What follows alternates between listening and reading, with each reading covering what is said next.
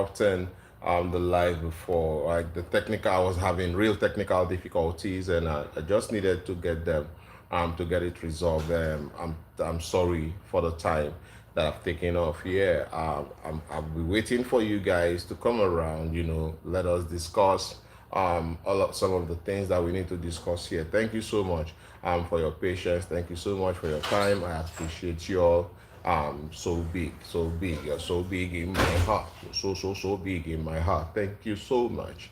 Thank you. So we were discussing Ruben Amorim's 1 year anniversary at the club, and what Ruben Amorim has brought to the club, and we are going to be taking some positive, what has gone well and what has not gone well for Ruben Amorim. First of all, if we look at it, the first thing I'm going to say I like so much about Ruben Amorim would be his attitude. Ruben Amorim got the attitude, yeah, and he's very honest, and that's one thing about the manager. The manager is very honest, and he does not slow down on actually speaking the truth. The news that came out the other time is that Ruben Amorim actually has told Manuel Ugarte that he's no longer working as hard as he used to know him do at Sporting Lisbon, and that is one of the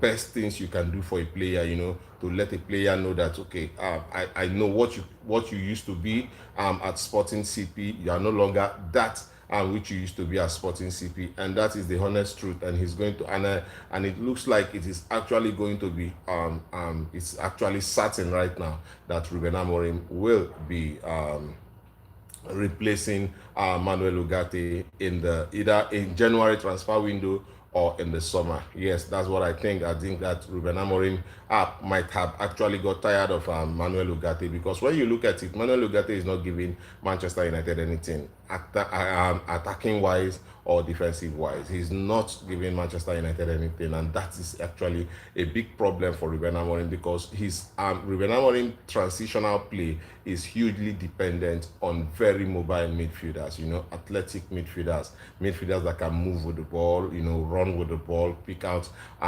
make very decisive, what would I call it? Make very good decisions in the final third. And Ugarte is not that guy. So if we look at it, thank you guys for joining. Thank you everybody who joined. Kindly give the broadcast a thumbs up. Give it a thumbs up. And also you can, if you are new here, seeing my face for the first time, click on the subscribe button, turn on the notification button. Every time I drop a video about Manchester United, it's all about Manchester United news, banter, transfer news, all of that.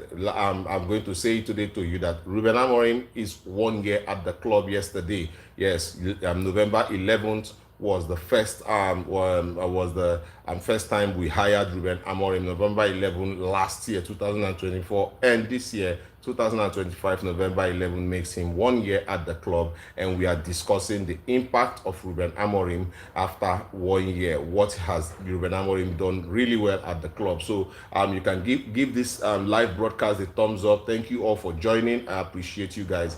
Thank you for the love. Thank you for your comments. Thank you for your questions. Thank you for everything. Kindly click on the thumbs up button. Give this broadcast a thumbs up. Also, click on the subscribe button, and also on the notification button. Whenever I drop a video, you are going to get it. So let us go ahead and discuss Ruben Amorim's impact at Manchester United after 1 year. We know that when he came into the club, Manchester United was not in a good place, and Ruben Amorim was not particular about winning games or trying to salvage the season. He said it clearly that if Manchester United loses, we are not going to be relegated. And also, if Manchester United starts winning, we are not going to end in the top 4.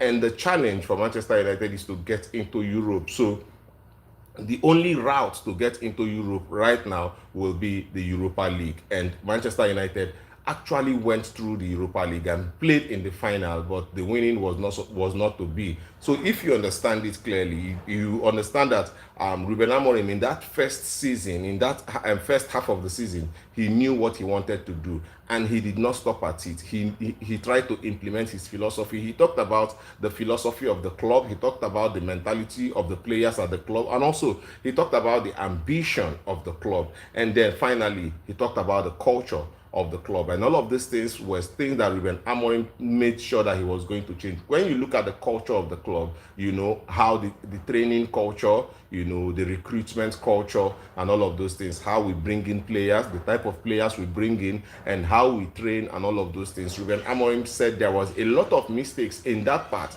and that all of these mistakes are going to have to change. And this is where you start, you know, picking interest in the manager, because he was discussing off-field important issues that affected the on-field performances, right? When he was talking about the things that happens off the field, he was talking about players' attitude, player character, you know, what the players eat, and also how the players train, and all of that. These were very, very crucial ingredients to creating a very good player. And if you do it for all of the players will, all of them will improve. And this is something Ruben Amorim started off immediately he came to the club. And also, secondly, he talked about the mentality of the players. The mentality of the players. Cristiano Ronaldo said it in some of his one of his last interview. Cristiano Ronaldo pointed out that some players at Manchester United do not have the DNA of Manchester United. They do not understand that Manchester United is a very big brand, and for you to wear the Manchester United shirt, you have to embody Manchester United. They did not understand that, and that was actually a real problem. And Cristiano Ronaldo mentioned it. Ruben Amorim talked about it in his first early days at Manchester United. The mentality of the player, the caliber of the club, and how to buy players who will represent Manchester United. And if you notice it, how he has gotten players actually. You look at the players Ruben Amorim has gotten into the club. He's gotten Bryan Mbeumo, Matheus Cunha. He's gotten Sani Lamens. He's gotten Benjamin Sesko. And if you look at it, these players are players that are willing to play for the club. And this is what Ruben Amorim wanted. Players who will be willing to play for the club. And that was the players they went for. Remember how we got Bryan Mbeumo. He had to choose Manchester United. Before he had to say, yes, I want to play for Manchester United. Before Manchester United went in for him, he had to say it. I want to play. Matheus Cunha showed desire. So Ruben Amorim was about players who wanted to play for Manchester United. They give you the vision. They give you they tell you what they want to achieve with Manchester United, how we are going to achieve it, and all of that. And if you love it, then you have to show desire to join. And these players showed desire to join the club, and that was why Manchester United went for them. We saw that with Bryan Mbeumo. We saw that with Matheus Cunha. We saw that with Benjamin Sesko. We know that Arsenal was going for Benjamin Sesko. It was Arsenal going for Benjamin Sesko. He rejected Arsenal to play for Manchester United, and that is actually a huge statement. And this is why, because we needed to go get players who are willing to play for Manchester United. Go and dig up Jota. What's going on? All right. So we needed players who are actually going to play for Manchester United, and that is how we got all of these players to come in. And what have we seen about them? Even though Benjamin Sesko has not started scoring goals, nobody can deny the hard work of Benjamin Sesko. This is clear fact. We cannot deny the hard work of Benjamin Sesko. So if we look at it properly, you'll know by yourself that Ruben Amorim changed a lot of things at the club that were not on-field situations. And we had to get players at the right prices. We are not overpricing players. We are not getting mediocres. We are getting we are out there getting players who will affect the team positively. We knew that Ruben Amorim wanted a striker in Oli Watkins, but the board had to go for Benjamin Sesko, right? But then we still see that The board went for Benjamin Sesko. The board went for Sani Lamens. We've seen that Sani Lamens actually was a right decision. We also know that Benjamin Sesko is a right decision, and that the player will be gradually coming back. He said, "What would you take Marcus Rashford back?" There's no way. I don't think that there's any space at Manchester United for Marcus Rashford. Yeah, I don't think. Send in your comments if you want to ask. If you have any questions about Ruben Amorim, about the club, I would appreciate it when you send in your comments. I'll tell you clearly, there are no spaces for Marcus Rashford anymore because Brian Mbeumo is performing. Matheus Cunha is performing. The jersey number 10 has been given to Matheus Cunha, and by so doing, it is clear that we are letting Marcus Rashford know that there is no way back for you into the club. So we cannot take back Marcus Rashford, and he's not performing. He had an opportunity at Manchester United to perform. He did not perform, and it is kudos to him at Barcelona. We wish Barcelona luck, and as also pray that Barcelona can have money enough to come and pay for him outrightly. Yes, I would not want Marcus Rashford back at Manchester United. So when you look at all of those issues Ruben Amorim was able to solve about the mentality of the players, about the culture at the club, players coming late to training, players coming late to team meetings, players coming late, all of those things, Ruben Amorim had to address it, and that made, I think that was the reason why players like Marcus Rashford had to go, Alejandro Garnacho had to go, Anthony Dos Santos, and also Jadon Sancho. All of these players had to go, and the performance of Tyrell Malacia actually made it difficult for Ruben Amorim to consider him a Manchester United player. He's training with the first team, but we all know that Ruben Amorim does not fancy the services of Tyrell Malacia, and that is it. And if you look at it, all of the decisions Ruben Amorim has taken at the club has actually been spot on. The only thing I know that has happened negatively with Manchester United and Ruben Amorim, what has happened negatively will be the fact that he implemented his style as soon as he came to the club, and with that implementation of his style, it affected the players. The players were not getting results, and Ruben Amorim told you that he was not going to change it, that there was nothing about changing, no reason to change the style, the playing style, no reason. And I think that was spot on for me. That's spot on for me. That's actually very spot on for me, because I will not change my playing style, something that I've used, a philosophy that I have used, and it has worked out at Sporting CP. Even though you claim that Manchester United or England is a bigger league than Portugal, but I'm telling you that the philosophy is the same. The mentality is the same. The mentality to win in Portugal is the same mentality to win in England. It does not change, and it is the desire that drives you. And you have to have the desire to play for the club. And the coach's job is actually to find a way to fit in everybody in a position that will see them thrive, right? And getting players like Brian Mbeumo and Matheus Cunha actually was really brave by Ruben Amorim, because when you get all of these players together, you have to make sure that they all gel together and work out. And this was what Ruben Amorim tried to do at the club, and to an extent it worked for him. So I would actually say clearly that Ruben Amorim actually has given Manchester United something to actually appreciate, because of the mentality. If we look at the Nottingham Forest game, if we look at Nottingham Forest, and also we look at the Tottenham game where we drew, they were games we could have easily won, right? But then also there were games last season we would lose. Those, because Nottingham Forest went ahead to score 2-1. We could have lost the game. If it was last season, we would lose that game because of the mentality of the players, because of how the players actually would react to that, to going 2-1 down. We would have lost the game. And if you look at it also against Tottenham, when we had Tottenham was playing, we might have lost the game. So the mentality has changed from the players feeling like there is no way out, to players who think that they can win a game, even if they are 1 goal down, that they can come back and they can win a game. And that is massive. That is a massive turnaround for Manchester United when it comes to the players we've had at the club. Yes, that's a massive turnaround, right? And then let us look at the game.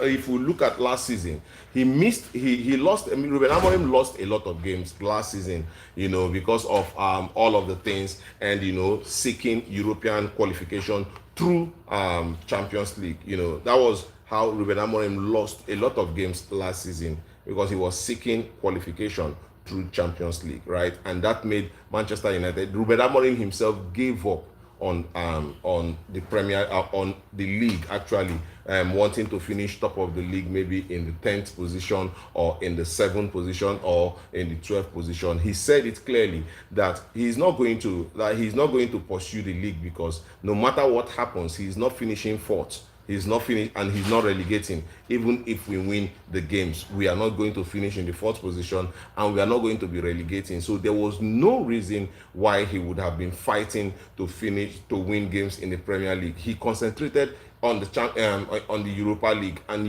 you and I can testify that he was doing very well in the Europa League. He beat teams like Athletic Bilbao, he beat Real Sociedad, he beat Olympique Lyon, he beat very good teams to actually qualify for the Europa League final, only to capitulate to Tottenham. And I tell you that clearly, after that loss to Tottenham, it became very, very evident that Manchester United was not ready, or wouldn't have been ready, to play in Europe. Yes, Shawa, man, hi, hello. I want to say thank you to you guys who are joining. Welcome. I appreciate your presence. Welcome, guys. Actually, welcome everybody. Welcome. Please rep where you are streaming from. Where are you streaming from? Are you streaming from England? Are you streaming from Nigeria? Are you streaming from Pakistan? You're streaming from Palestine, Japan, China. Where are you streaming from? Come on, say hello. Let us see. Because we are going to be discussing Ruben Amorim this season, and we are also going to be talking about most of our Manchester United games that we have played this season. We are going to analyze it, and then we will talk about Kobe, Mainu, and Joshua Zirkzee. Those guys want to leave Manchester United on loan.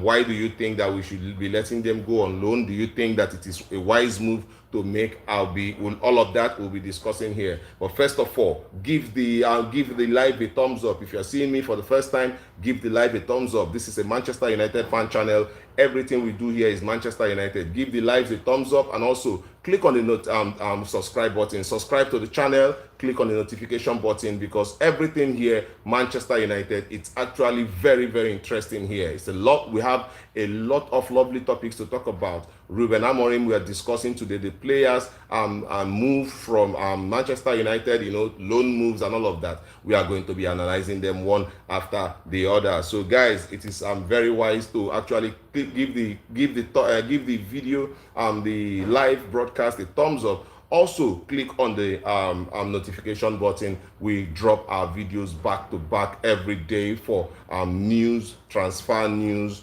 banter, analysis, situation analysis, also player analysis, match analysis, pre and post match analysis. Everything we do here on the Manchester United Elder Football TV, right? So guys, let us talk about the games this season. We know what Ruben Amorim did last season, and now we have to talk about the Manchester United games this season. Our first game was against Arsenal, and I'm going to tell you clearly what a lot of fans believe, that Manchester United played better than Arsenal. And first of all, we saw the preseason. We thought Manchester United did well in the preseason, and we saw players like Matheus Cunha come into the preseason, shine. He actually shined and all of that. And we Manchester United fans, we were actually elated. I'm very happy to see that, we have a player like Matheus Cunha coming into the team, until we got the signature of Bryan Mbeumo. It is actually we've been actually very lucky to have a player like Bryan Mbeumo come to Manchester United. And this is one of the credits that we have to give to Ruben Amorim, because spotting these players and knowing how to use them actually is very, very, very important. And it's actually really, really, it's a talent that we have to give it up for Ruben Amorim, because it is not easy knowing these players, spotting them, and also being able to negotiate and get them to play for Manchester United. I think that it is actually very, very essential. It's a good thing for me. It's a very good thing, and I love the fact that Manchester United was able to get a player like that into the team. I actually love it. I love it so much. So when we look at all of the things that have happened, when we look at all of the things that have happened in the preseason and in the season so far, you don't have any other reason than to give Ruben Amorim credit. And the reason why the reason why I say that you don't have any other reason than to give Ruben Amorim credit is this. First of all, the players he signed. And now, when we look at the Arsenal game, he looked like a lot of fans agree that Manchester United played better than Arsenal in the first game, even though we lost that game. But all of the fans together will agree that we played really well in that first game, right? Then, going into the Fulham game, we felt like with the way we've played against Arsenal, we were going to win the Fulham game, right? That was a belief that we all had. And then we went there, and the performance was not top-notch, but Bruno Fernandes lost a penalty that would have given us the lead. And then we got a goal by Lenny Yoro, right? Lenny Yoro got that header that was deflected into the post. But then our lackluster behavior got these guys, got the Fulham boys back into the game. You know, they play from Iwobi to Elmin Smith-Rowe, and the ball ended at the back of the net. That actually ended the game 1-1. And then we moved over to the next game after the Sunderland game. After the Fulham game. I think this next game was Manchester City. We were battered. We were battered against Manchester City. And I'm going to tell you this clearly, that it's actually the City game has been the only game that we lost, woefully. Yes, that is the only game we actually know that we did not perform and we lost woefully. Aside from the City game, I thought that the Fulham game we would have been able to get a win. Then we went ahead to beat Burnley. I thought that the Burnley game we were supposed to, we did well, but then we were not supposed to struggle. We were not supposed to struggle, but the changes actually was the reason why we struggled, right? And then we had a goalkeeper that cannot actually keep himself together, and that was why we actually had to struggle to get the third goal and then win that game, right?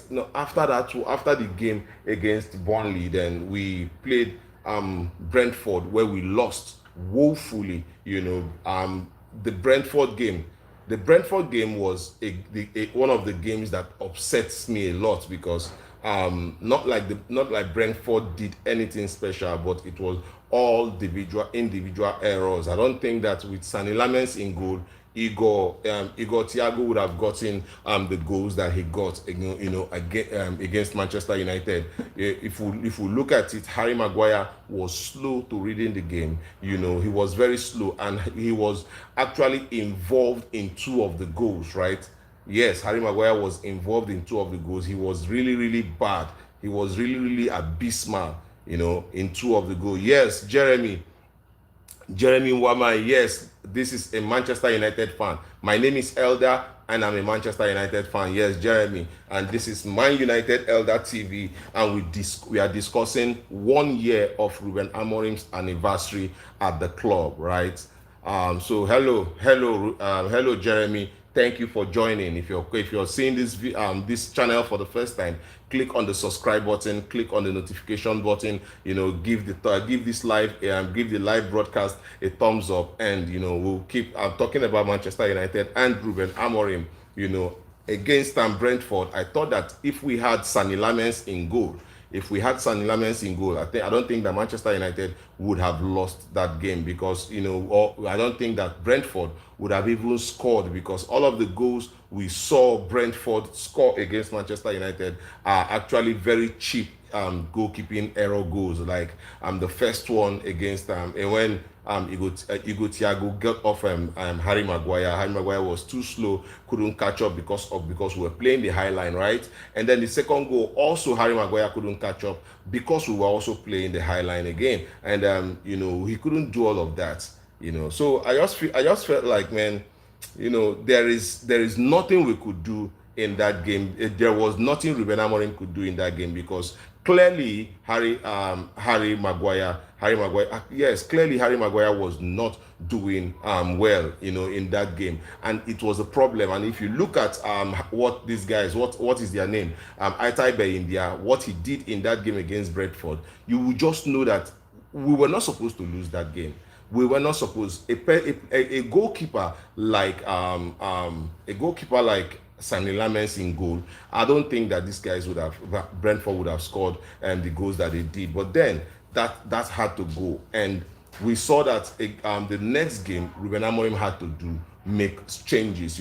We've played Arsenal, we played well, we played Fulham, we were supposed to win that game, but somehow Bruno Fernandes misses the penalty and it ended 1-1. Then against Manchester City, we were battered, purely battered against Manchester City. And then after that, we played is it Burnley? I think we played Burnley and we won the game, and then we went to Brentford, and Brentford actually, that was the worst performance from Manchester United this season. The Brentford game was one of the worst performances because we couldn't understand what was happening. The Harry Maguire was poor. The goalkeeper Altai Bendia was poor, and Kobe Mainu came in and added his own problem on top of it. So it was all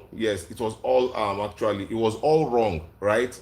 And then we went after that game against Brentford. I think the next game was Sunderland. I think the next game was Chelsea, right? The next game was Chelsea, and we got that win over Chelsea.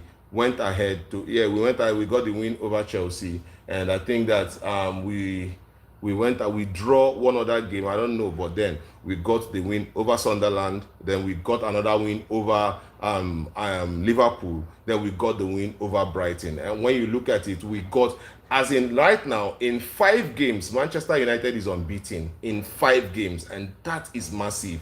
5 games, we are unbeaten, and that is massive because last season, there was nothing like that. We couldn't even put in 2 wins together. We could not even put in 2 wins together, but in 5, we are unbeaten. And in those 5, we have actually won 3 of those 5. And we have actually won 3 of those 5. And if you look at it, Manchester United is looking different, and since the introduction of Sani Lamens, Manchester United started looking different because now the back line looks a more solid back line with Matthias De Ligt, and in the middle then we have Luke Shaw and Lenny Yoro. And I'll tell you something for free, yeah. Lisandro Martinez is training very well, and he is looking to be back very soon. Yeah, Lisandro Martinez, he's doing very well in training. He's looking to be back very soon. And if Lisandro Martinez comes back, yeah, we are looking at him taking over the right side of the Chelsea boy. You are welcome, Chelsea boy, welcome. If you're looking at Lisandro Martinez, we are looking at him taking the right side of the left side of the center back.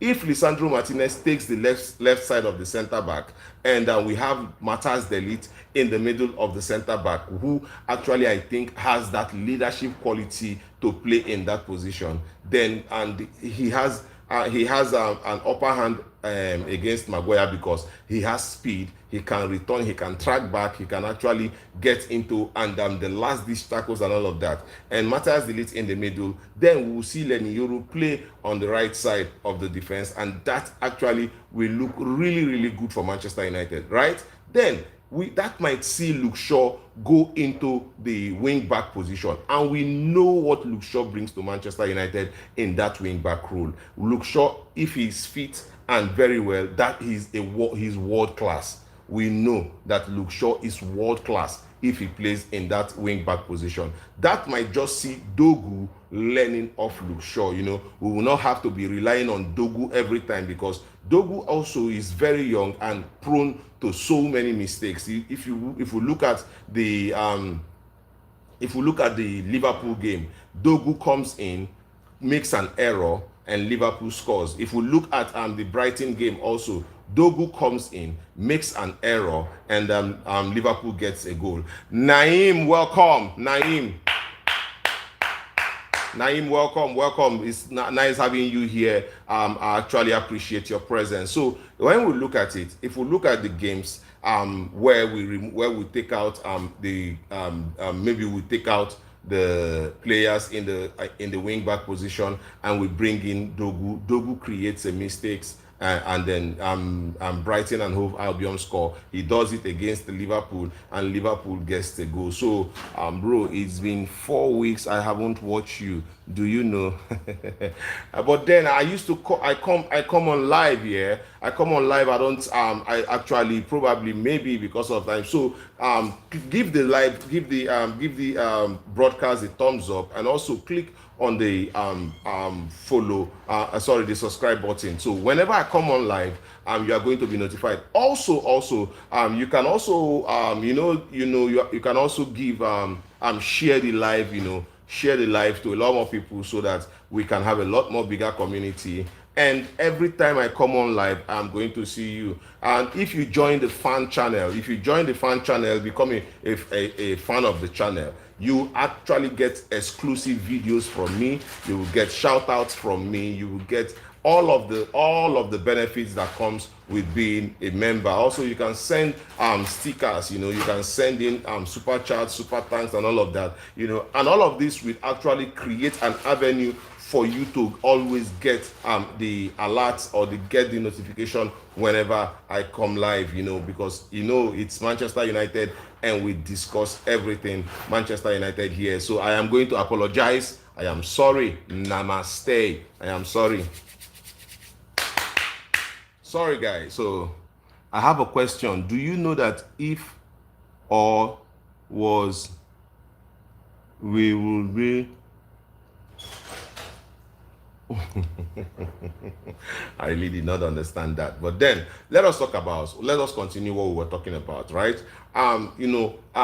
If Lisandro Martinez comes back and into the fray, we might just see Luke Shaw go up front into the wing back position, and we know what Luke Shaw gives to Manchester United. We know what Luke Shaw brings to Manchester United if he is fit and very strong to play in that wing back position. It means that Benjamin Sesko might even feed off his crosses, because Luke Shaw is actually really good when picking out those crosses into the 18-yard box. He's actually sublime. So we know what Luke Shaw can give to Manchester United, right? So with that, you would see that Ruben Amorim has been able to pick very good players out. Ruben Amorim has been able to pick very good players back. Liverpool 7, United 0. Well, that happened a couple of years ago. The recent news right now is that Liverpool is sitting 8th in the Premier League table under Manchester United after spending over 500 million. That is a disgrace, right? That is absolutely a disgrace. That Liverpool has lost 4 away games, and Manchester United is the only team that has handed Liverpool a home defeat this season. That is absolutely a disgrace. Liverpool is not being the title contenders in a good way. They are disgracing the Premier League actually, and that is a disgrace. So if we look at all of that, if we look at how Liverpool is actually going about their business this season, they are looking like Liverpool is looking like the team that is disgracing the Premier League, right? They are not looking like a proper Premier League champions. They are looking their manager and his slot does not look good at all, and his slot looks like a man who does not know anything. And the only silver lining, or the only thing shining at Liverpool is and his slot's bald. Yes, the only thing shining at Liverpool is an slot bald hair. So Man United has been better than Liverpool this year. Do you know one thing? Instead of spending our money in January, we can replace Mbeumo with Mason Mount and replace Ahmad with Aiden Heaven or Patrick Dogu, or swap Dalo with Dogu. Yes, I said it in my video. I said it in one of my videos that Manchester United can actually get Mason Mount to play in the Mbeumo's position. As long as Mason Mount is fit, we can play him in the Mbeumo's position, and we still have Matheus Cunha who can play in the right, and also we can maybe get Kobe Mainu to play in the Bruno position. Then we take Bruno to play in the left side of the number 10. Then take Cunha, then bring Cunha to play in the right side of the number 10. Also, we know that Benjamin Sesko is injured. We can also take Cunha to play in the Benjamin Sesko's position. Take Mason Mount, play Mason Mount in the right side of the number 10, where Mbeumo would leave, and also then take Bruno Fernandes, play Bruno Fernandes in the left side. Also, remember we have Joshua Zexi on the bench. We can also call upon Joshua Zexi, but then, in the middle of the park, we might just see Mainu pick up. Mainu is a very good passer of the ball. He can pick up the ball and all of that. Then we might see Mainu play with Casemiro. All we just have to do is boost up Mainu, make him more confident, and also give him game time, create that person in him that can actually hold the ball. Because the last time against Brighton, we saw Mainu grow into the game. Right? Yes, Mainu had to grow into the game. He made a couple of mistakes when he came on. But after those mistakes, he started. Bro, do you know that Harry Maguire can link up as a striker? He scored 11 goals for United, and those were hot. Harry Maguire can get us, set piece goals. That is what I know. Harry Maguire can get us set piece goals. He's very good with his head, and most of the times, we see him drive with the ball into those channels and all of that. But then I don't think that Harry Maguire has that proper quality of a striker, running off balls, the movement, winning duels, playing in the number 10s, and also trying to get balls all to the channels, in the wing back position and all of that. So I don't know how good Harry Maguire will be in those type of situations, but I know that when Manchester United need set piece goals up front, Harry Maguire could be very, very instrumental to Manchester United in that position. So I don't know how good he will be with getting the ball, hold up play. As a Manchester United player, you are actually giving the ability to play the hold up position, play the hold up game. Also, play in other people. You could also actually play in those line defense, line splitting passes and all of that. So we just don't know if Harry Maguire actually will be able to give Manchester United that which we see or that which we believe. But then if we have Matheus Cunha, I would prefer to play Matheus Cunha in that position than play Joshua Zexi in Matheus Cunha's position, or I play a different player in that position. Remember, Ahmad and Mbeumo and Nozraoui will be leaving Manchester United for the African Cup of Nations, and that means that we have to deal with the Premier League without them. Man United has been disgracing the league for more than 5 years. Debo, Man United never play win the league. Manchester United has never won the league and start misbehaving the way Liverpool they misbehave. Right? We never won the league and start misbehaving like Liverpool. Liverpool they misbehave. Is EPL on international break? Yes. Marcelo, yes, the EPL is on international break, and the players are representing their different countries right now. So that is it. The EPL is on international break right now, and that's why there are no not just the EPL, the whole league is on international break.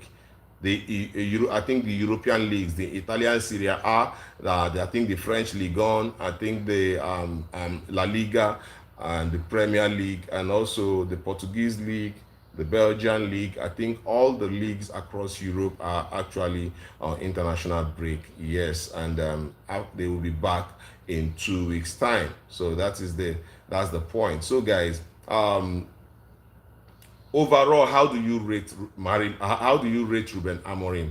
Overall, what is your rating of Ruben Amorim so far as a Manchester United player, as a Manchester United coach? Let me give you these stats before before we go ahead. Let me give you these stats. The first eight, the first eight in the Premier League table. I will call the names: Arsenal, Man City, Chelsea, Sunderland, Tottenham, Aston Villa, Manchester United, and Liverpool. Right? These are the first eight of the teams in the Premier League. Right? Manchester United have happened to play against all of them except Aston Villa. Yes, and after playing all of them, Manchester United is sitting seventh, just 4 points off number two, and 1 point off the fourth position, which is Sunderland. Right? Look at that stats for a team that ended 15th last season. Manchester United ended 15th last season, and we spent close to 220 million, right, in the transfer market, and we are seventh in the league, just 4 points off we will say 6 points, right? Just 4 points off Man City, right? And then who is in second position, and also 1 point off Chelsea. Sorry, 1 point off Sunderland, who is in the fourth position, right? That is actually an improvement, and we have played Arsenal, Man City, Chelsea, Sunderland, Tottenham, and Liverpool. And in those games, we lost to Arsenal, we lost to Man City, we defeated Chelsea, we defeated Sunderland, we drew with Tottenham, and also we beat Liverpool. You could see that there is a massive turnaround. There's a massive shift at the club right now. And Manchester United is 5 games unbeaten. If you look at the map here, it is win, win, win, draw, draw. 2 draws and 3 wins in our last 5 games. In possible 15 points, Manchester United have gathered 11 points. And the 4 points is the 4 points we see them sharing with the likes of Nottingham Forest, Tottenham, and Fulham, right? If you look at it, Manchester United looks gradually improving, and this is the handiwork of Ruben Amorim. We are gradually improving little by little, and this is the handiwork of Ruben Amorim. So after 1 year at the club, we can say that we are beginning to see the footprints and the handprints of Ruben Amorim all over the team, because a lot of things are beginning to change at the club. This is actually really, really interesting, and this is why I tell a lot of Manchester United fans then, when they were clamoring for the sack of Ruben Amorim, that they should calm down. Ruben Amorim knows what he's doing, and Manchester United will come back on top. And if you look at it this season, Manchester United looks like the team that if they get one more win, they would be in the top 6. And if they get another one more win, they might just get into the top 4, right? Our next game, Manchester United next game could be against Newcastle United, who, by the way, I think are not doing really well this time around. We played Liverpool, Nottingham Forest, Tottenham, 24th of November. When is let's see the full match. Let us look at the full match schedule and see after Brighton, we played Tottenham 2-2. Our next game is against Everton. Can Manchester United get that win? And that is on Monday, 24th of November. Do you think that Manchester United can get the win over Everton? Who thinks that Manchester United will be able to get a win over Everton?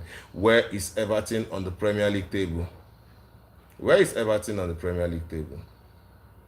us check for Everton on the Premier League table, right?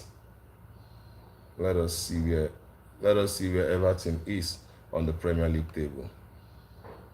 So Everton is in 13th position on the Premier League table, 13th.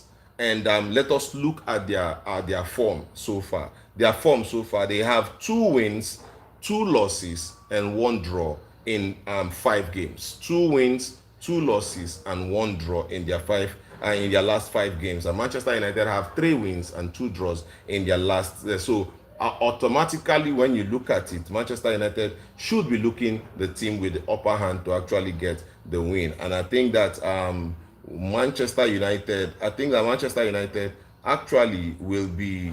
I think United will actually be. Are we hosting Everton, or is Everton hosting Manchester United? So we are playing at home. Remember, we played 2 away games. We played away to Tottenham. Also, we played away to Nottingham Forest. Now we are going to be having a home game against Everton. So everything sets up for Manchester United to actually be in the right direction. If you look at it, at home we actually fancy a win against Everton, and if we are able to get that win against Everton, then Manchester United will be looking like that thing that can actually get into the top 4. Let us look at our next possible 5 games. Let's look at our probably 5 games, our next 5 games, right?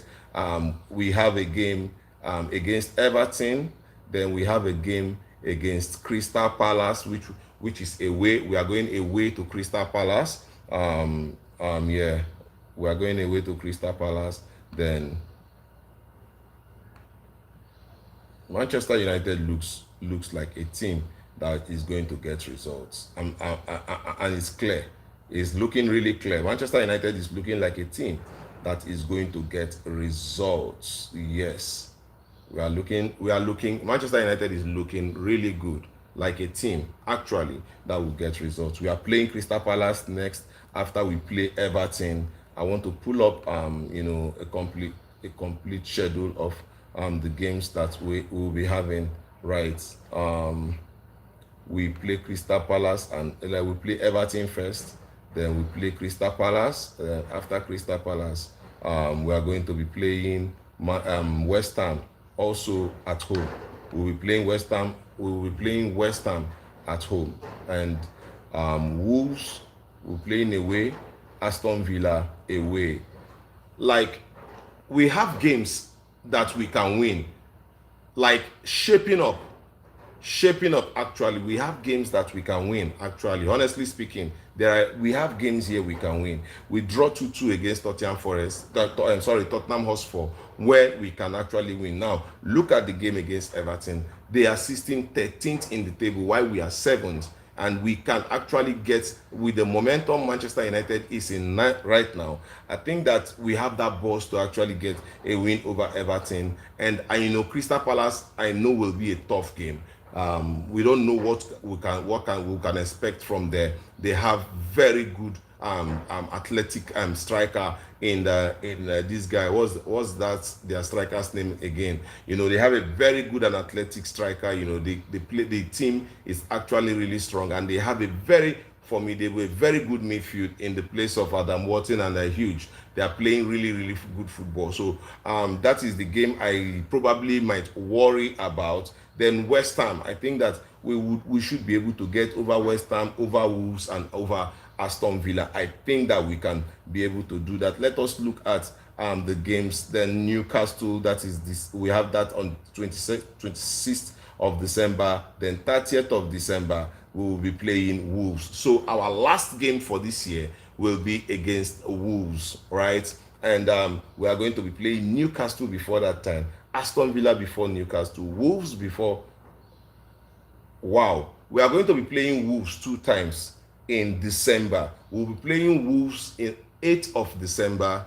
A Man U fan trash. Oh, I'm sorry, sorry, my guy. We are going to be playing Wolves twice in December, right? We play them first 8th of December, and also we come back at 30th of December to also play Wolverhampton Wanderers. So that means that we might actually be getting points off Wolves. If we are able to, if we start with them, we play Aston Villa next, we play Newcastle next, and then I just think that Manchester United might just go ahead and get very good points off these teams, right?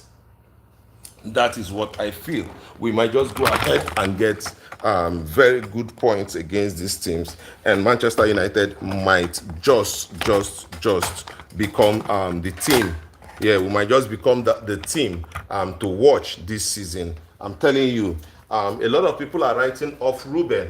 A lot of people are writing off Ruben Amorim, and it's actually looking funny because when Manchester United comes into the position where we ought to be, I know that a lot of people will want to farms with Ruben Amorim, and that time it will be late. Actually, very late.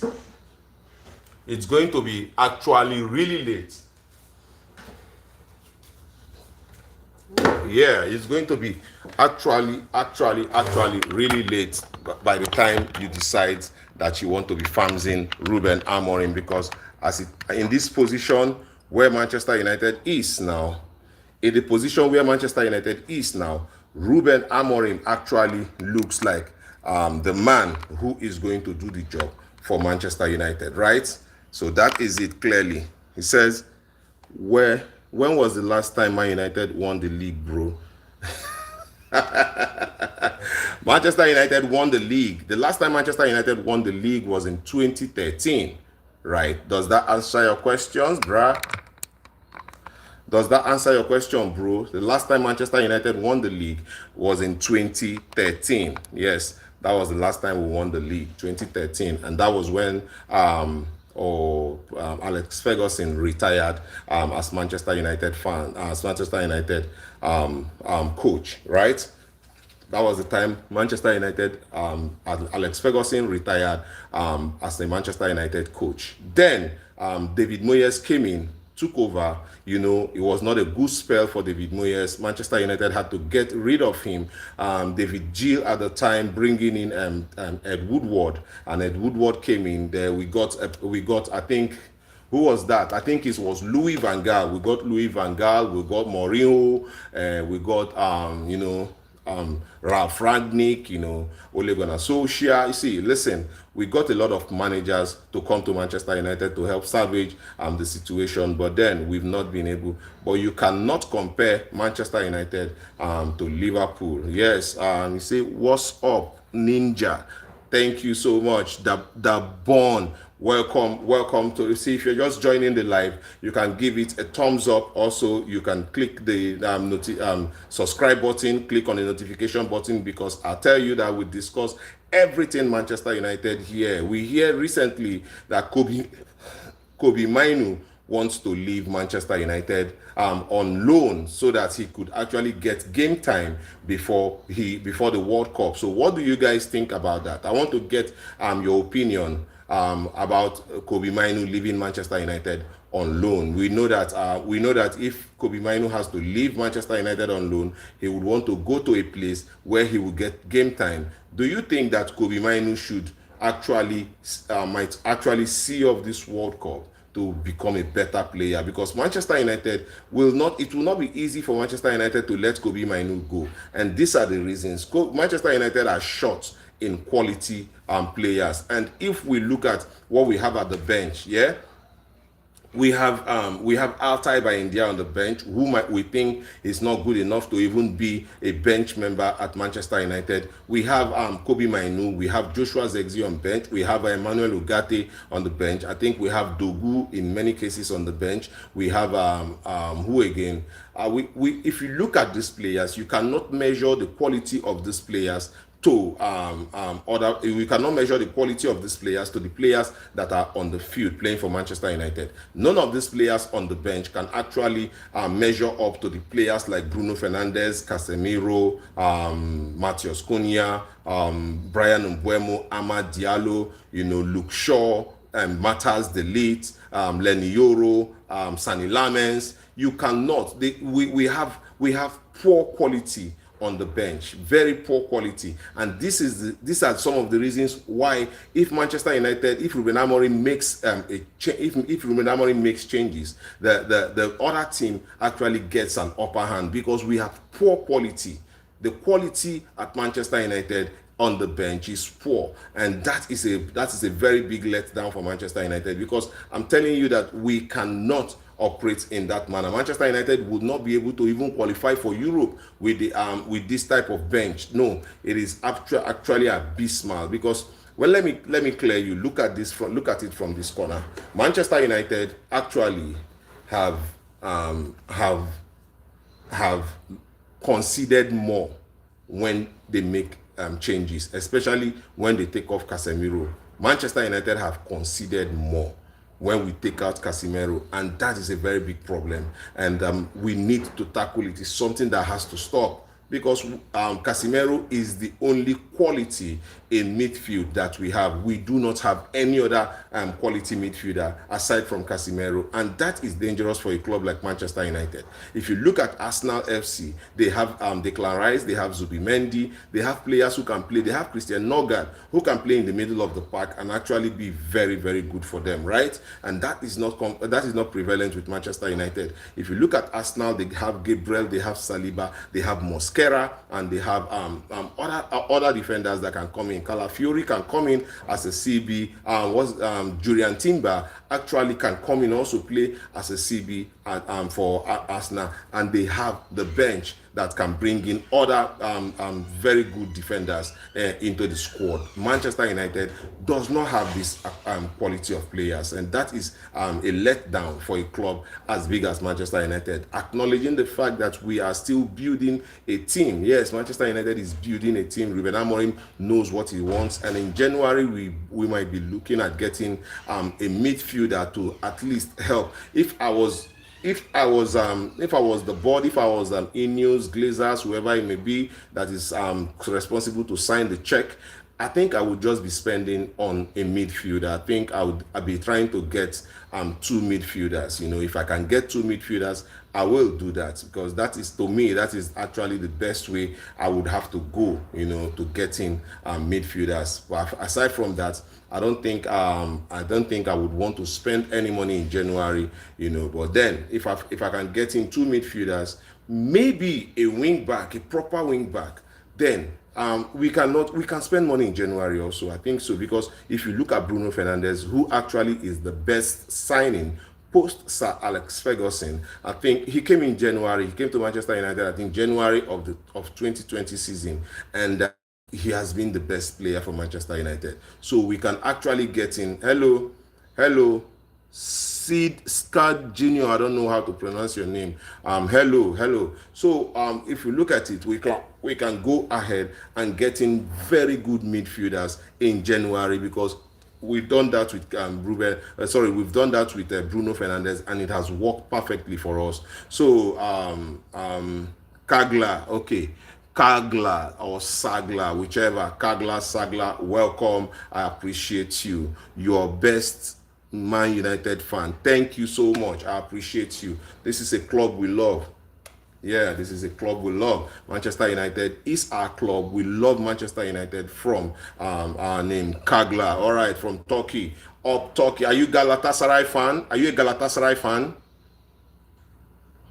Kagla, are you a Galatasaray fan?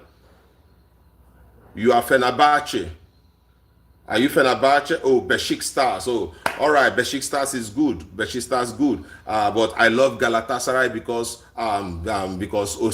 Victor Osimhen play for Galatasaray. So I love Galatasaray. I love Turkey. I love Galatasaray. I'm going to visit Turkey one day. I'm going to visit Turkey because I want to come to watch Victor Osimhen play for Turkey. Maybe I'll come watch the Turkish Super Cup. Yeah, I'll come watch this Turkish Super Cup. I love Galatasaray. So but yes, Besiktas, Ole Gunnar Solskjaer was the manager at Besiktas. He is a Manchester United legend, a former Manchester United coach, and he used to be the coach at Besiktas. Osimhen, top 5 striker. I think Osimhen is the best striker in the world. That is what I feel. I am a Nigerian.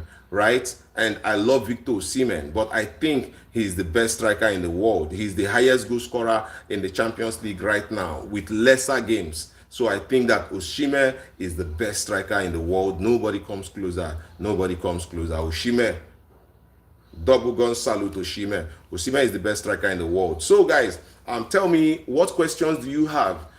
Do you have any questions? Let us discuss. Let us just discuss about Manchester United, right? I'm going to be telling you. Ask any questions you want to ask. I'm going to respond to you immediately. Just ask your questions, okay? Ask your questions. I'm waiting.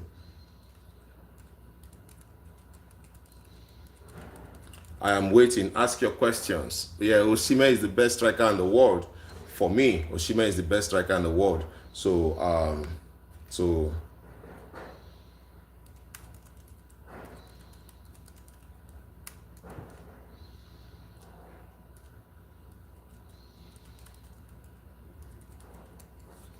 guys, tell me what Haaland. Haaland is good. Haaland is good striker, very strong, very direct. He plays very direct. I like Haaland for Manchester City. He plays very, very good. I think he's very, very good. He plays with very good players that provide the chance for him. But look at it. Haaland does not press. Haaland does not know how to press. Haaland does not know how to catch on defenders. Osimhen knows how to press. Osimhen presses defenders. He wins the ball and he scores the goal. So Osimhen for me is more of a goal threat than Haaland. That is what I think. I love Haaland. Haaland is actually an excellent striker. He's one of the best strikers in the world.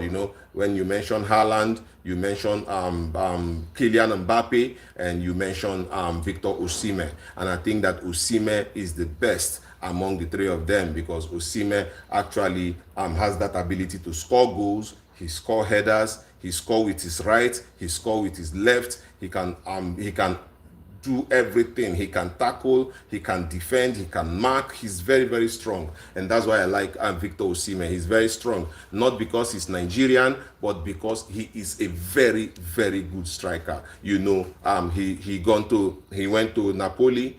He helped Napoli win the Scudetto. He helped Napoli win the Scudetto. And he went to Turkey, Galatasaray. He helped Turkey win two cup on loan, 2 cup. So that is a very good striker, very, very good striker. And I choose him. I will choose Osimhen over any striker in the world. Osimhen Barcelona transfer. Listen, I think if Osimhen goes to Barcelona, he will do well. He will do very well at Barcelona. I believe so. But then, can Barcelona pay his wage? Listen, his wage is very important because he's one of the best. Little engine, bro. Sorry, but I think he is one of the best. Can Barcelona pay the money? Can they actually afford Osimhen's transfer fee, and can they pay his salary? That is actually really important because it is not about playing in the Champions League. Osimhen is playing in the Champions League with Galatasaray. What else do you want? He plays in the Champions League with Galatasaray. He scores very beautiful goal. As a matter of fact, Galatasaray beat Liverpool. Osimhen scored the penalty. Gala beat Liverpool. So when you look at it from all of that angle, you know that Gala is actually very good for Osimhen. But then, if Osimhen wants to go to Barcelona, fine. If he wants to go to Barcelona, fine. But then I think that he should be able to get his money. Gala Max quarterfinal. Yeah, you might be right. You might be right. But what is the guarantee that Barcelona will win the Champions League in the next 5 years? What is the guarantee? You know that they played very well last season, and Inter Milan removed them from, I think, semi-final. They did not play the final. Inter Milan played final with Paris Saint-Germain, right? Then, if you look at it that way, what do you think about, how do you think that they can win the Champions League in the next 5 or 6 years, right? Because Lamine Yamal did very well last season. How is Lamine Yamal doing this season? How is he doing this season? Is he scoring goals? Is he giving those assists? Is he still doing them? Because right now we look at Barcelona. Marcus Rashford is the best player at Barcelona right now because he's scoring and he's giving assists. So do you think that if Marcus Rashford, if Barcelona cannot, because look at it, Barcelona has to buy Marcus Rashford, and if they want to buy Osimhen also, that is double, that is plenty money for Barcelona. Can they afford it? Remember, it is actually very difficult sometimes for Barcelona to register players in the La Liga, and we know all of this. So do you think that Barcelona will be able to pay the Marcus Rashford wage bill? Osimhen, do you think that they will be able to pay the fee for Osimhen? That is the problem, right? So if you have a question, you can bring it on. Let's talk. Let's talk about Manchester United. Ruben Amorim is 1 year in office at Manchester United today. And when we look at it, Barcelona good, but not champion, not CL champion. Yeah, they are good. I know Barcelona is good, but they are not the champions of the UCL, right? And I don't think that they have that ability to win it in the next 2-3 years unless they get in players who actually not just talented players but warriors. Do you remember the days of Carlos Puyol? Yeah, you remember the days of Carles Puyol, you remember the days of Piqué, you remember the days of Marquez, right? You remember the days of, what's his name? Again, the Brazilian right back, yeah? Forgotten his name. Dani Alves. You remember the days of Dani Alves. You remember the days of Zambrota, right? You remember the days of Busquets in the middle, Ronaldinho, Iniesta, Xavi, and all of them. You remember the days of where we have Olegua, right? You remember the day Julie, we have where Barcelona have Julie. All of these players were warriors. They were fighters. They were people who were ready to give everything. David Silva, Messi, Eto'o. They had very, very hungry players back then. But these players, Pedri is a very good player, but he needs to do more. There needs to be that hunger, that desire to actually win trophies at Barcelona. Pedri, Gavi, Inacio, who has gone to Al Nassr now. They have players. They have very good. Look at I think Kunde is their player, right? Kunde is a Barcelona player. Look at all of these players playing at Barcelona now. Do you think that they have the character to actually get through games and go into finals and beat? Because for you to play in the final, you have to be very, very strong, mentally focused, and all of that. Do you think that Barcelona can afford all of this, in these players? Because I see these players as I see the players at Barcelona as very talented players, but not they did not cut it off for me. They have not cut it off for me as players who can actually get into that other level. They are at a level, and a very good level, but they need an X factor, something extra to actually take them into that realm where we can see the like of Liverpool, where we see the likes of we like to see where we see the likes of Liverpool, we see the likes of Real Madrid, right? We see the likes of PSG. You see how PSG is. PSG have very good players, but then you also see that the players are very dedicated. You also see that the players are very dedicated. They want to play for PSG and they want to win something. So that is the idea, making sure that your players have that vision to actually win something, not just have that talent, play in the field. Look at Ronaldinho. Ronaldinho had one of the best Ronaldinho is one of the best dribblers, right? But then you saw that he was also a goal threat. He wanted to score goals. He wanted to lift titles, and that is actually what I thought, what I think about Barcelona. I don't think that I see them being victors of Champions League. Yes, Chelsea is the best in the world. Chelsea is not the best in the world. Neymar is actually a very talented player. I loved Neymar when Neymar was at I used to love Neymar a lot when Neymar was at Barcelona. He was actually a very instrumental player for Barcelona. You know, remember the days. Remember the day. Remember? Do you remember MSN? MSN. Is it Neymar, Suarez, and one other guy? MSN. Yes, Messi, Suarez, and Neymar. You remember that? MSN, Messi, Suarez, Neymar. And BBC is for Madrid. Madrid had Benzema, Bale, and Cristiano, right? And you know, and that was very, very, very important time in football when the Real Madrid had Benzema, they had Bale, they had Cristiano, you know, but they had some very good players also. They had Angel Di Maria. Also, they had Ozil. You know, Madrid was star-studded, and then they had the ability to fight for every ball and actually win the balls. You know, they were very, very good. And Barcelona had Messi, Suarez, and Neymar. They call them the MSN. You know, and that is. Tell me, who do you think is going to win the Premier League football? I need your answers. Can you answer that? Kagla, can you answer? Can you answer that? Who do you think is going to win the Premier League? Who do you think? Yeah, Turkish Ozil. Yeah, Ozil. I know Ozil is of Turkish. Ozil trash. No, Ozil no trash, no trash, no. No. Ozil, respect to Ozil. Legend of the game, legend of football, play very well. Okay, why do you think Arsenal? Why do you think Arsenal will win the Premier League? I want to know from you. Why do you think Arsenal will?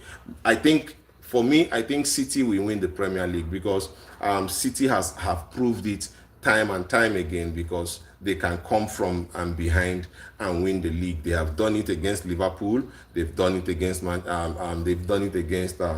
what's it called, Arsenal. So they can actually come from behind and win the league. That is what I think City can do, you know. But for Arsenal, I think that they are solid right now. They are informed. They are strong, you know. Then I look forward to the times where there will be fatigue, injuries, and all of that. Then we know if Arsenal or if Mikel Arteta will have that brain and wisdom to be able to weather it all around and then get that result that he needs to get, that would make him get into the Champions League. I'm sorry, the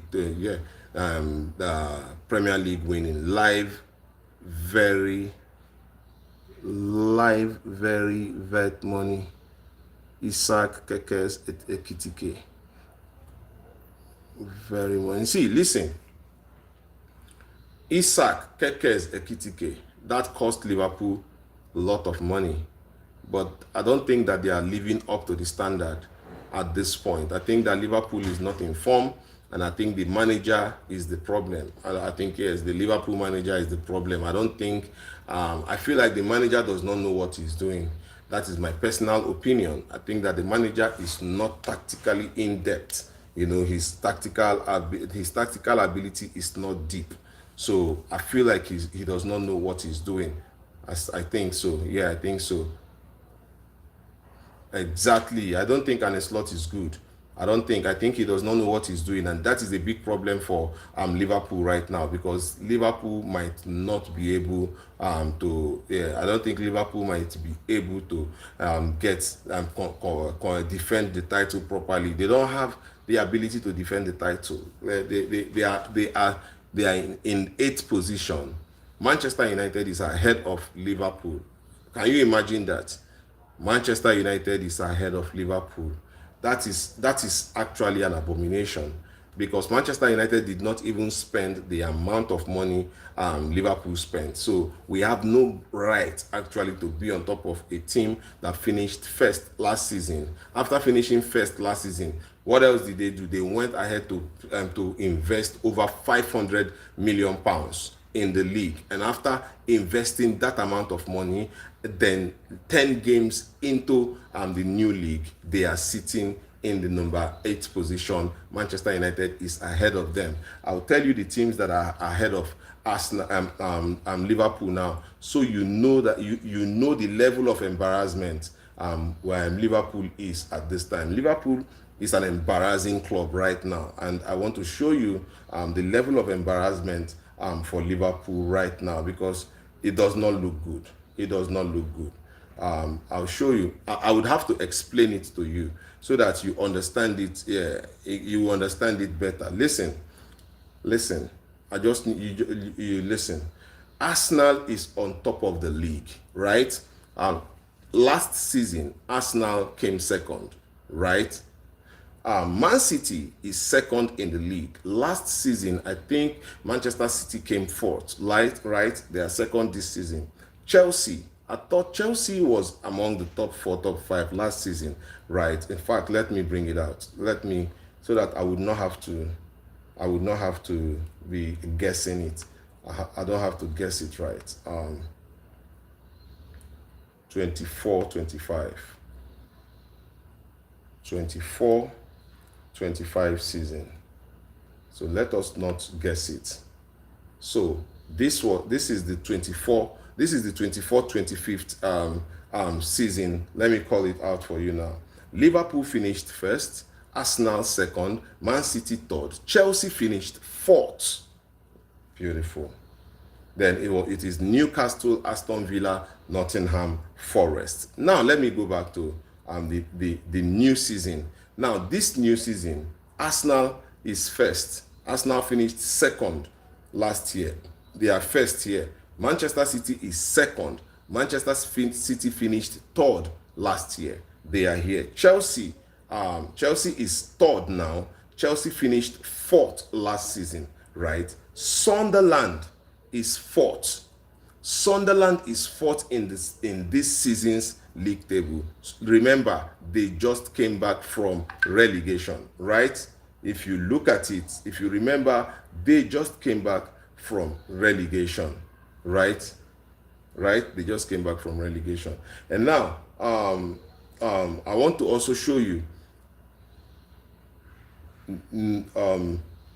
this season, Tottenham is fifth. And last season, Tottenham ended 17th. Tottenham ended 17th on the table last season. Tottenham ended 17th on the table. So if you look at it, the people, if you look at it, sorry I had technical difficulties. If you look at it, people who were in the top 4 last season are in the top 4 this season. And Sunderland, Sunderland in the 4th position. Sunderland in the 4th position came from relegation. They are just coming back from relegation. Sunderland with the 4th position. Tottenham came 17th last season. Tottenham 17th last season, and after this season, after 10 games, 11 games, they are 5th on the table. Aston Villa finished 6th last season. And in this season they are also they are 6th. Manchester United finished 15th last season, and this season after 10 games they are 7th. Now Liverpool finished 1st last season. This season Liverpool after 10 games they are 8th. Now it is not just that they are 8th, right? It is not just that they are 8th. The thing is this: they spent more than every other team. They spent over 500 million pounds. Like, check it out. 500 million pounds. After that amount of money spent, they have lost 4 away games and 1 home game.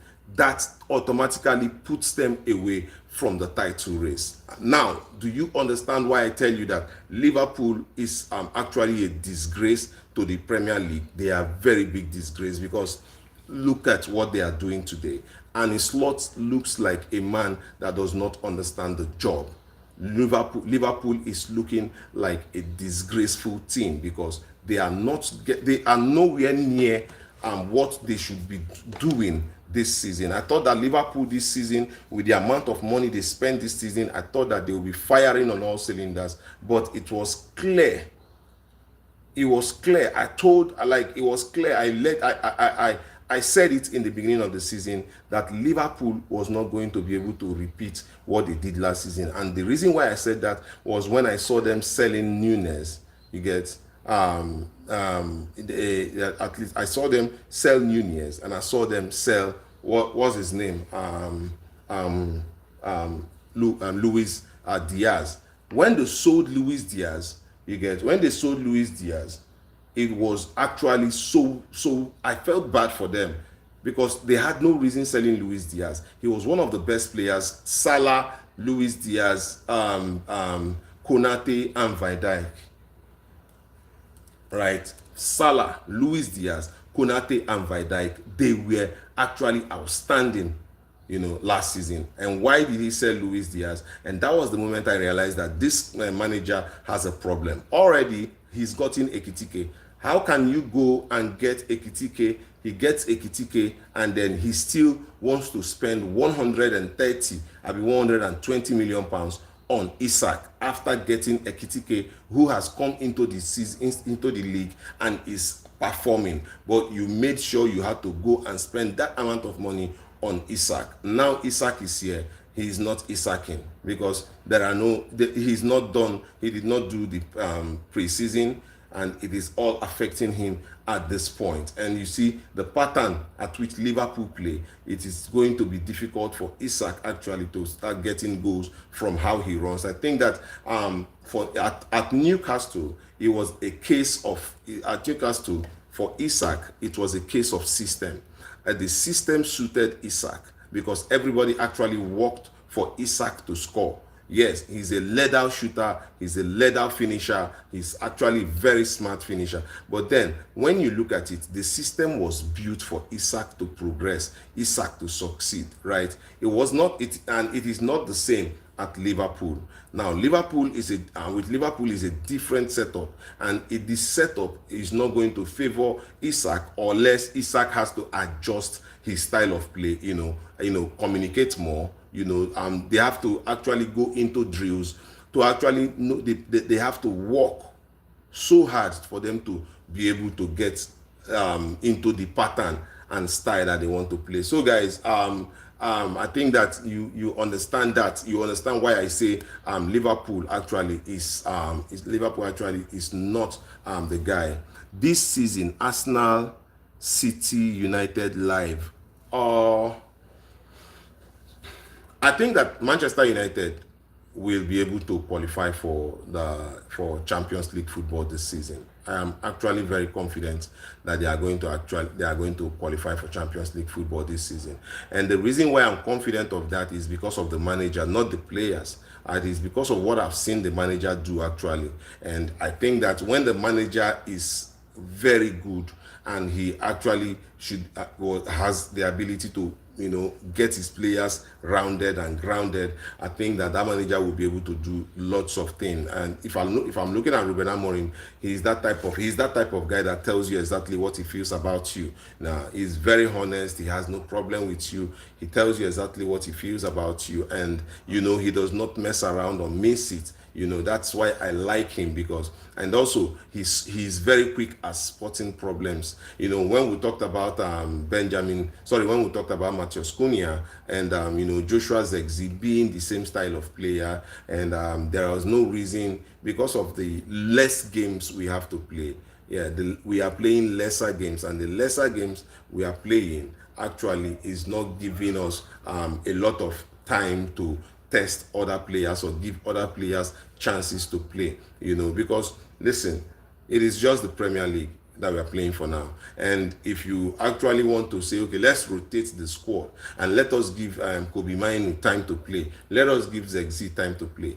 If there are errors in this period, if there are errors in these times, it will affect and hamper Manchester United chances of qualifying for the top four. It will affect it. So that is the reason why you see that Ruben Amorim does not want to start rotating the the only place we see Ruben Amorim making changes has always been in the defensive area. He's always picking out one player, then play another player. He takes out Lenny Yoro, he plays Maguire, or he takes out Maguire and play Lenny Yoro. In the attacking, when it comes to the attack, I think he prefers Benjamin Sesko and Mason Mount and Brian Mbeumo. I think he prefers it that way. But then you cannot keep Matheus Cunha on the bench. You cannot keep him. So he has to devise a means. And also the fact that Mason Mount is an injury-prone player is another factor. Mason Mount is injury-prone. The manager has that at the back of his mind, and he would not just want to let Matheus Cunha sit on the bench all of the time. So the rotation has to happen. Where we have a very huge problem is in the middle of the park, which is the defensive midfield area. And in that defensive midfield area, Manchester United, we look soft there. Aside from Casemiro, we do not have any other player who has that belief, who has that ginger actually to go. So if you look at it all round, my brother, you will see that Manchester United is a work in progress. Manchester City is that team that can actually unseat Arsenal and win the league from them again. But then I would want Arsenal to win it, but I can only wish. Arsenal has over time shown me that they are not reliable enough. You cannot wish on them, or you cannot wait on them so much. So guys, yes, if you have questions, let us talk. We are in the international break, and who is Turkey playing against, right? They're still World Cup qualifiers. The Super Eagles of Nigeria will be playing against Gabon tomorrow.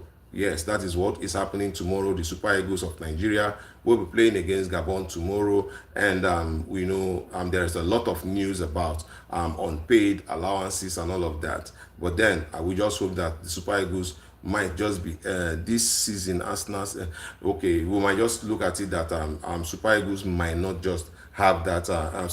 They might be able to get that win over Gabon and make all of the Super Eagles fans very happy. On this note, I want to say, let's call it a day. We have 5 minutes. Okay, let us give ourselves another 5 minutes. Let us make it 1 hour 30 minutes live stream. I thank you, all of you who joined in the live stream, and I believe that we have had fun. I want us to talk more. I want us to talk more about the EPL, about Man City, about Sunderland. Who is surprised where Sunderland is on the table? Who is surprised where Sunderland is? Because if you look at it, Sunderland might end up playing in Europe at the end of the day. It actually might be shocking, and Sunderland might end up playing. Listen, they drew Arsenal, that boasts of the best defense in the league, and they drew Arsenal. They scored 2 goals against the best defense in the league. That that for me is something to worry about. They have players, and they have a general who is very experienced in Granit Xhaka. They have a very experienced general there. He's a midfield general for me. He's very experienced, and I thought that the guy actually is giving Sunderland that cover up that they need. His expertise, his experience, everything is making it look like this guy is something else. Granit Xhaka. And then you look at their attacking options. They have Brobbey, Brian Brobbey, the guy that I think he used to play for Ajax at the time. These guys are actually playing really good football, and you have to give kudos to their manager. Sunderland playing really good football, and they are fourth on the table. They are doing well. That draw against Arsenal was a massive statement. I also know that Manchester United Manchester United beat them, whereas we kept a clean sheet against Sunderland. Yes, it was the first time Sonny Lamens would keep for Manchester United. So we kept a clean sheet against them. But then they have gone ahead to let me look at the fixtures that they have played, and then teams that they have gotten away from. If you look at it here, this is their last game. Their last game, they draw against Arsenal 1-1, right? They drew also against Everton 1-1. They beat Chelsea 2-1. They beat Wolves. This is massive. They beat Chelsea. Sunderland beat Chelsea, and they've drawn very important games. They drew with Everton, they drew with Arsenal, they beat they beat Chelsea.